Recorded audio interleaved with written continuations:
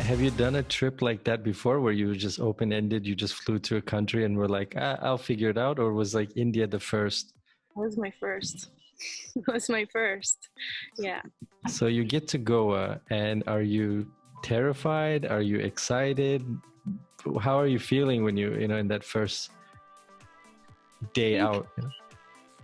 A mixture of both, of excitement of like, wow, I actually made it, I did it, and then also terror and feeling really intimidated because the looks from the locals were so intense and I didn't understand at first. I was just like, but it just felt very, very intense, and I didn't know how to respond to that because I was really like full alert, like because I had traveled before solo. I know sometimes being a woman out there, it's always tricky. In your hometown, it can be tricky. So Yeah.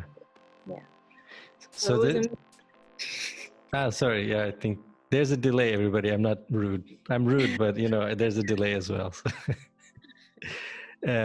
With the staring, in India, there's more staring, period. Like more, I think, than at least in Turkey and the West and California in the woods, but for a guy, for me, it's more just like, okay, they're just looking at me because I'm foreign or whatever.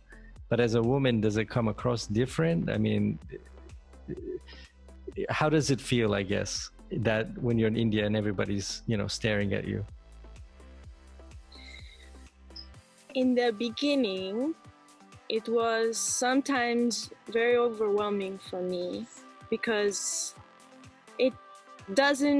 at first it didn't feel even safe because it was so intense, the stares, and also it felt aggressive also, and how men would just kind of rush to me, and I wasn't exactly sure how to carry myself at the time. I was feeling insecure for many things, and I was feeling very protective of myself because of past experiences in other places.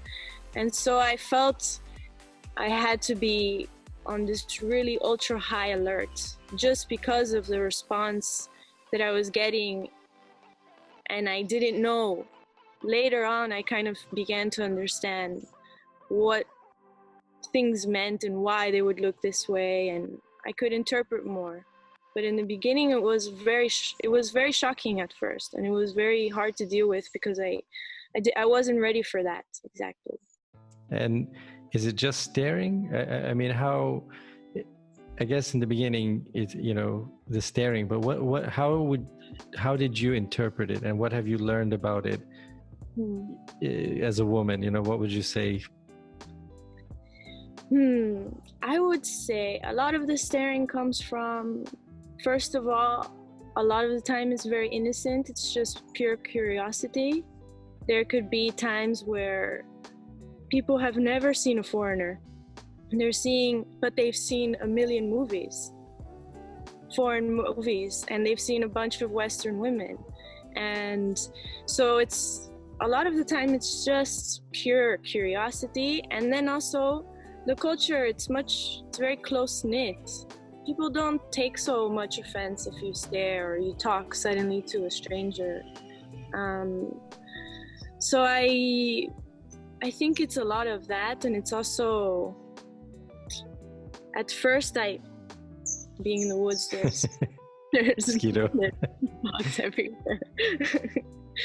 But yeah, I think what my thing also is that Western women, it really matters how you dress. That's been my personal experience traveling alone.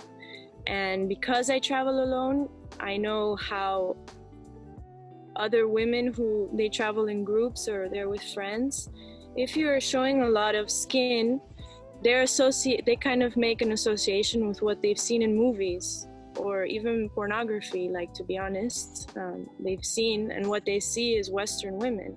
So I feel like if you're already battling against that, the preconceived notion that Western women are more loose and always kind of ready to you know, undress and do whatever. That's the impression that they have. And so even if you're dressed very covered up, you know, you still are going to get a lot of attention. And I think it's just finding the balance of like knowing what you're comfortable with and how to dress, and understand that the stares are not necessarily an aggression or an attack. They're just, sometimes it's curiosity, and